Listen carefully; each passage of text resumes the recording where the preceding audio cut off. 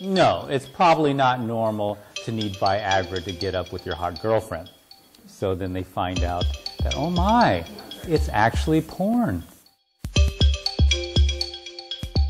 Nerve cells connect to wire in Pavlovian, super Pavlovian memories of your addiction. For example, if you're an alcoholic and you've quit and you've been like 90 days sober and you're walking down the street, all of a sudden you walk by a bar, you hear some clanking of glass and the smell of alcohol, all of a sudden you get this urge to drink. It's activated these unconscious memories that are powerful. This is Private Matters. I'm Max van Praag, and here on Private Matters we talk with people about relationships, about intimacy, about sexuality. How can you make your relationship better, happier, healthier? We have had a show earlier on about virgins over 30 years old, and in this show we touched upon the problem that some people don't go out, don't show their colors, they're addicted to porn, they're sitting at home. Today I have an expert here, someone who has done a lot of brain research on the impact of porn on people. And this is Gary Wilson. His website is yourbrainonporn.com. He has a lot to say about the topic. Welcome, Gary. Thank you. Great to have you here. It's great to be here. Yeah, so yeah, this show is about relationship and about connecting with real people. And you know something about a problem that arises that's actually an obstacle in our relationship with people, which is people, men in particular, and particular young men sitting in front of the computer and masturbating to pornography. Yeah, what's going on is, as we know with the rise of the internet, we now have, of course, internet porn, high-speed internet porn. And what I have been seeing, because so many websites linked to mine where guys are discussing this, is that they are finding the screen much more exciting than the real thing. In other words, they are becoming compelled by the screen, just like young guys are being compelled by video games. These young guys are also being compelled and more interested in internet porn than they are real women or real partners. And they are concerned. And so they may have been using internet porn since they're 12, and now it's 17, and they're going out on their first date, and they take their clothes off, and they can't get it up. And they're going, oh my God, what's wrong with me? Then they do a search, and they find out those years of brain training have trained their brain to need to sit and watch and be a voyeur and need a certain level of stimulation in order to get sexually excited. That's when they make a change. And so what this problem is, it's a problem of being hooked on what is artificial rather than what is real. Thank you. So you have them get off porn, and it takes about 2, 3, 4, 5 months of no porn, and interesting enough, no masturbation, because they're so desensitized. I don't know why that is. And slowly, their sexual performance comes back, their erections come back. As they are abstaining from porn? Yeah, they have to abstain from it, or they'll never return to normal. They'll have ED, I guess, for the rest of their life. Some have had ED for 10 years. Let's define addiction. How often is addiction? What if somebody watches porn once a week? That may not be addiction. Let's define it for the viewer here. Well, you can't define... addiction is the continued use in spite of negative consequences. So here's the problem, is if you continue to use, and you started at age 11 using porn every day, high-speed porn, and you're 20, and you've used it every day, you don't know the negative consequences until you stop. And so that's what's so surprising for these thousands of guys, is that once they stop, they have more energy, their confidence goes up, their social anxiety goes away, their interest in real girls go up, and for many of them, because the reason they quit is because of erectile dysfunction, that also remits. So if you don't know, if you never stop, you don't know what the negative consequences were. You just assume that's how you are. That's you. That's social anxiety, lack of confidence, no motivation to study or go get some job. Sure. But is porn bad in every way? Or does porn have actually something to offer? Porn cannot be defined because what we're talking about is the reward circuitry, which is an ancient circuitry in the middle of the brain, and it doesn't know what porn is. It only knows levels of stimulation. So for one person, they may be looking at feet, and that stimulates them. And another person, they might be looking at bestiality, and that stimulates the fetish. them. Yeah. Or another person, for example, we had this one gentleman who only looked at swimsuit models. Now, is that porn? Most people don't think so. But he looked through 2,000 to 3,000 pictures per masturbation session. Wow. Maybe 2,000 to 3,000 pictures per masturbation So session. he needed click, click, click, click, click, several windows open, several tabs, clicking through them all, looking at them. That's the stimulation he ended up needing in order to get sexually excited. So are people in swimsuits porn? Probably not. No. It's the level of stimulation that causes brain changes, that leads to dysfunctions. So you can't really define even what porn is anymore. No, but if you're using it in a way that you always need more, I mean, I think that's an aspect of addiction. That escalation. You always need more, like a bottomless pit. You know, then you are in an addictive cycle. But for some people, watching a particular erotic or porn movie may open up new doors in their relationship for people to look at that. So it's how you use it. It's how you use it, but another big aspect is how it's delivered. So we can't use the word porn anymore. We can use porn, and then we can use high-speed internet porn. That's a completely different animal, and that's the only one I deal with. I don't deal with people sitting around and watching Playboy or people going to the local theater and watching it. These are kids I say because they're in their teens, adolescents, and they have trained their brains on high-speed porn. High-speed means they don't have to sit there and wait for 10 minutes for one picture to download. Instead, they have high definition, several tabs open, clicking between the tabs, fast-forwarding to their favorite part, and then when their excitement starts to drop, they click open another window for a new genre that will jump and get their excitement going up.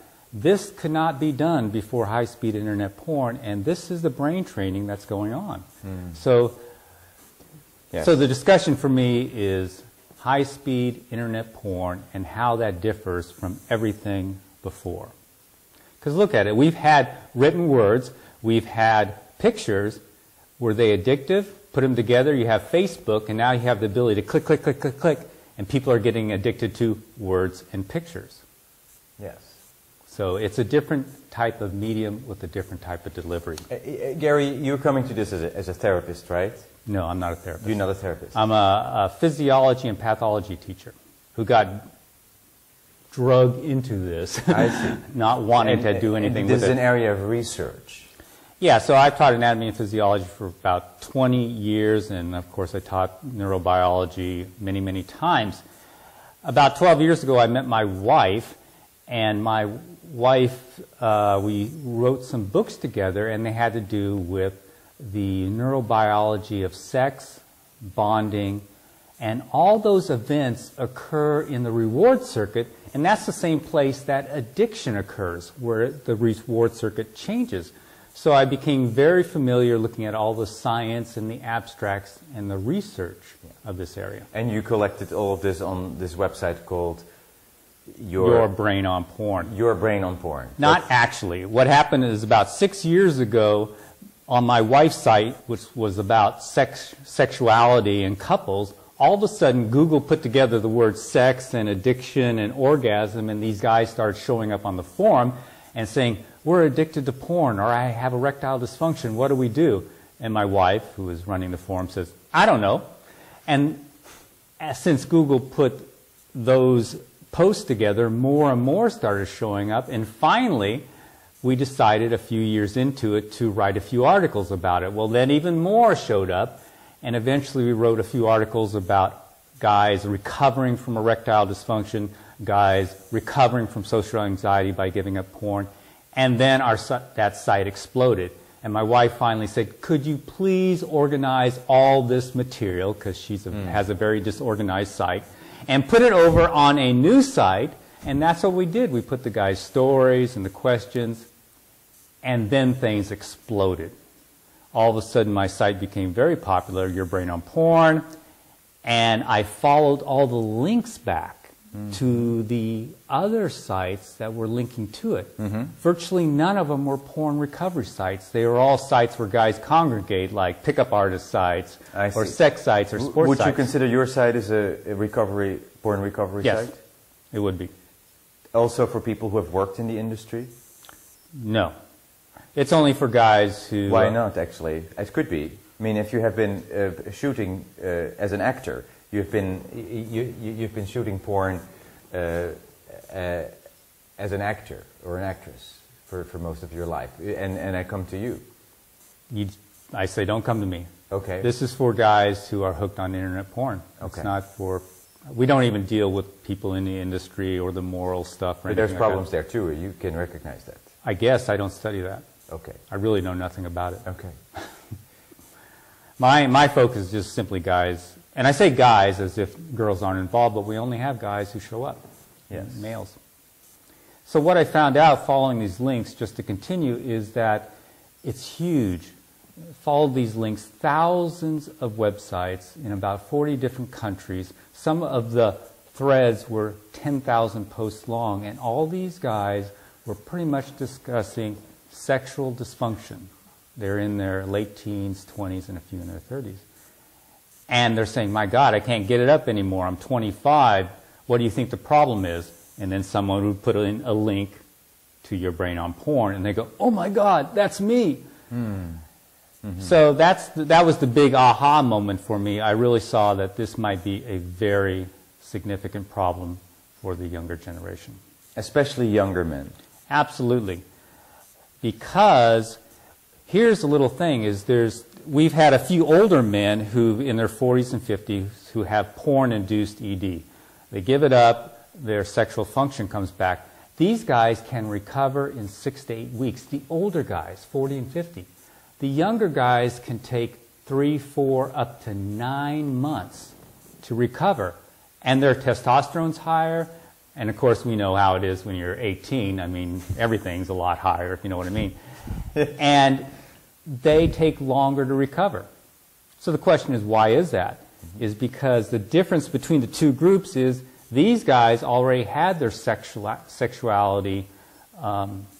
The older guys. The older guys already had sex and all their circuits developed before they started. They started it, got it. And well, the other ones, this is how they came to it. They came to it and did it for years before they even had a real relationship. What advice do you want people to know about this? Let's say people are watching and they are finding themselves watching porn every day and masturbating. What do you want to say to them? Well, the easy advice is to understand how it affects you, or to see if it has affected you, is to stop it. It's really that simple. Stop it for several months and see the differences. If there aren't any differences, you can make up for lost time, go back and use plenty of porn. But that is the key thing, is to stop and see how it's affected you. What happens if you truly are addicted is you'll go through withdrawal symptoms and feel worse for the first even few months. Guys who are truly addicted enter what they call a flat line. It's common vernacular.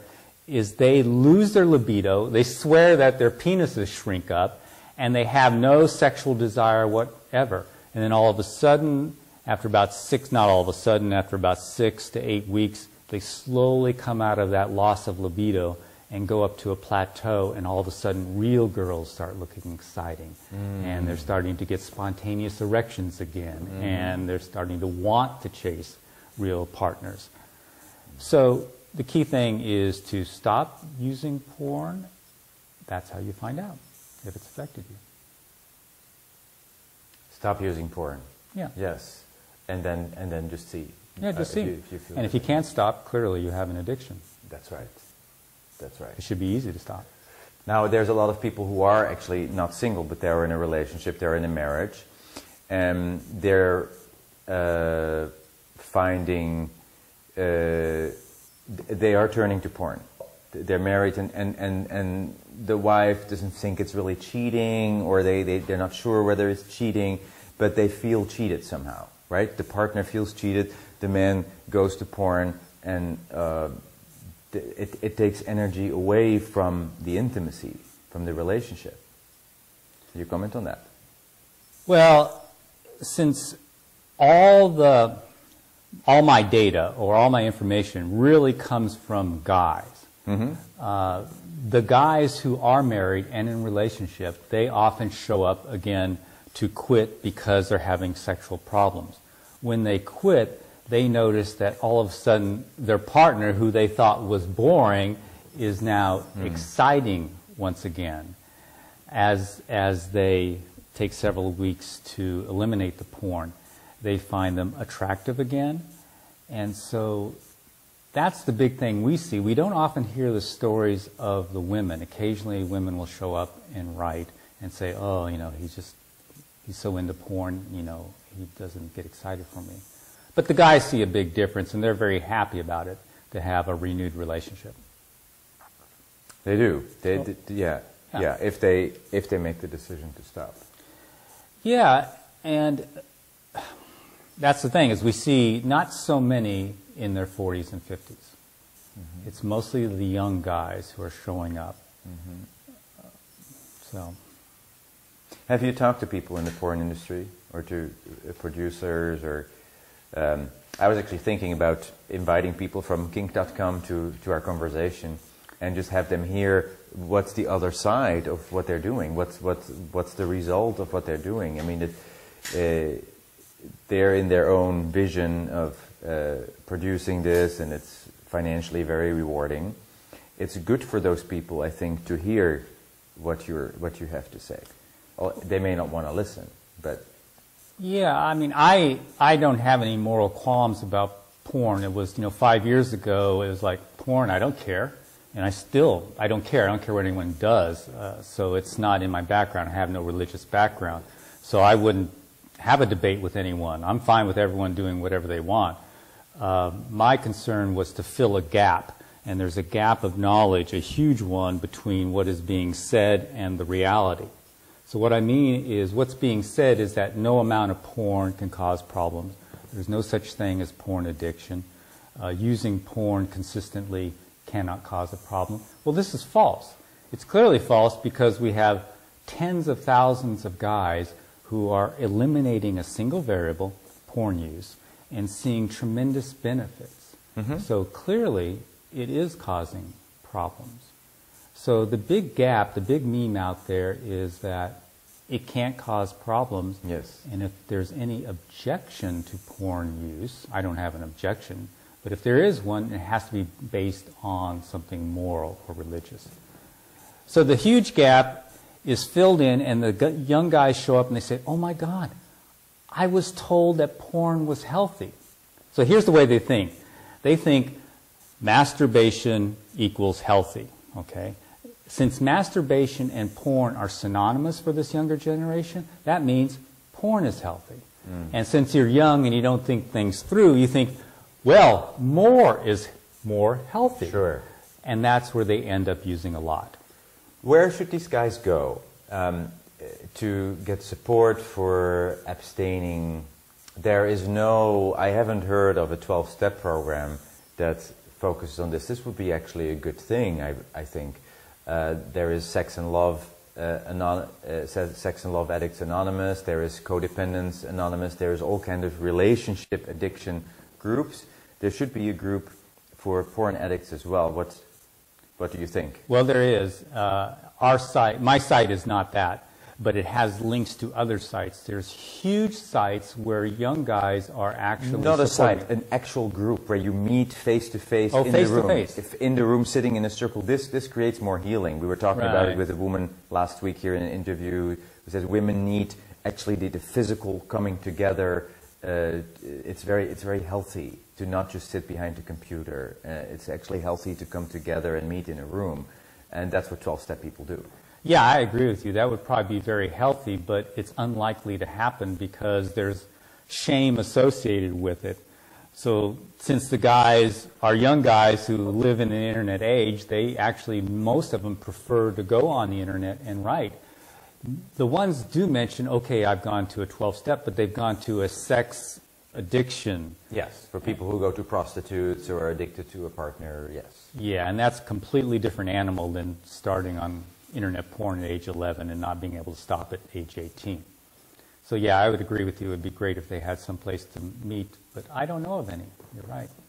Are you running groups No. in your area? No, I don't do that. I'm not a therapist. No, but you could be a group facilitator. Nope, I won't. You won't.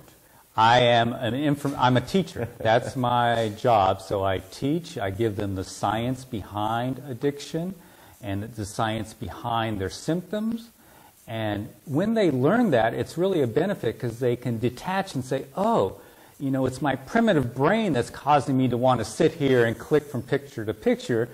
And they see that that primitive brain is in charge. Or they say, oh, my frontal cortex is inhibited. It's not functioning fully, which happens in all addictions. And that's why I keep relapsing.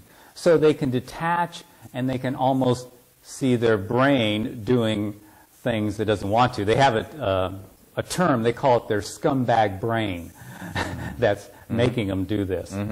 Gary, you're very insightful, and I think it is so great what you're doing. When I first saw your website, it was like a few years ago, I was very happy, and I posted it on my Facebook page, and I ended up coming to you and having you here.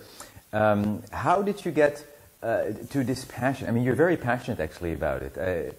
You're very passionate about the topic and helping people or providing this information. What in your life has propelled you to gain knowledge about this? Well, if you saw me teach anatomy, you know I'd be passionate about the femur. So when I'm teaching, I'm passionate. But what happened was, again, it came down to all these young guys showing up on my wife's site, and then several of them being suicidal, wanting to kill themselves, thinking their life is lost. And we see this over and over again, the thousands of young men who feel that their sexuality is ruined, that they're not going to be able to get attracted to a real female, they're not going to be able to have real sex. And that's my passion now, is to try to fill this gap because there's a lot of people suffering. I'm not out there to stop porn, I'm out there to educate so that the people who want to get over some of these symptoms caused by excessive porn use can find the information and do it. There's a lot of guys suffering out there, a lot. So that's behind my passion. Dopamine is what gives you the motivation and the urge and the excitement to do something. So over time, in any type of addiction, your dopamine levels and sensitivity drop in the part of the brain, so you need more and more stimulation to have the same effect. And then the other thing happens is you wire your brain, actually nerve cells connect to wire in Pavlovian, super Pavlovian memories of your addiction. For example, if you're an alcoholic and you've quit and you've been like 90 days sober and you're walking down the street, all of a sudden you walk by a bar, you hear some clanking of glass and the smell of alcohol, all of a sudden you get this urge to drink. It's activated these unconscious memories that are powerful, and they overwhelm the reward circuitry by spiking dopamine real high and saying, go get it. So what you have is a double-edged sword, low dopamine and less pleasure in everyday activities, and yet super high spiking of reward for that one single thing that you became addicted to. And that is the nature of addiction. And the final change is the higher part of our brain becoming weaker, so we have less willpower. It's called the frontal cortex. So those things working together are the center, the main attributes of all addictions. Very clear. You really understand addiction. It's very, very clear how you just explained that. Yeah. Yeah, well, if we look at the traditions of what people have done, as you said, connecting with other people, that's a big one. And it replaces these needs because yes. they're in solitude. The addiction flourishes in solitude, in isolation. Exactly. And what happens is you have dopamine, and so once you get off the addiction, your dopamine drops even further. Now you're craving things, and the one thing that will do it is your addiction. But now you can replace that reward with human contact. So that's one big thing, socialization. We tell guys you've got to socialize. The next thing is exercise. Exercise actually elevates the dopamine, and it makes more what are called dopamine receptors in the brain. Another thing that occurs is meditation. Meditation increases dopamine too and keeps the levels high. So those are some of the things that I would you can do. add one, also creative expression. Yes. Art, music, making beautiful things, especially for those that are artistically inclined, really helps you connect with your own beauty, with your own essence, and takes away the need for those addictions, for drama. It's very powerful. Yeah, because addiction is really replacing the natural rewards. We don't have a reward circuit that evolved for addictions. It evolved for natural rewards, which were all those things you just discussed, along with food and sex and other things. And what these guys find out is once they stop that addiction, those creative things actually come and rise up. They say, oh my God, I'm starting to write again. I'm starting to play my musical instrument again. I've started to program. I'm going out and doing this and that and dancing. So those things just naturally rise as a replacement for the addiction. So can porn addiction be healed? Yes. Yes, absolutely. Absolutely, porn addiction can be healed. Absolutely. And I think guys have a better appreciation. They've gone through it, they get off it, and they now see how great real life is. And that's where you get true sex positive, is now sex or interaction with a real partner becomes much more satisfying than it was before. So Gary, we've been talking with you. Can people actually contact you? Can they find you, or do you not want people to contact you? Well, everything I know is on my website, and so it's a well-organized website. There's video presentations that describe everything. So if they go to yourbrainonporn.com, they can find all the information. It's a secular site. There's no advertising, nothing, no monetary anything. And they can also find links to other forums where guys are recovering from porn. What a gift, Gary. Thank you for all the work you've done, for giving people hope that they can get out of, because you said men wanted to kill themselves. Yes, because it was that bad. This is a really bad addiction, and there is hope. You can get completely sober from porn addiction. Thank you for everything you do. This is the end of our episode today. This was Private Matters. I am Max van Praag. Thank you for watching, and we'll see you next time.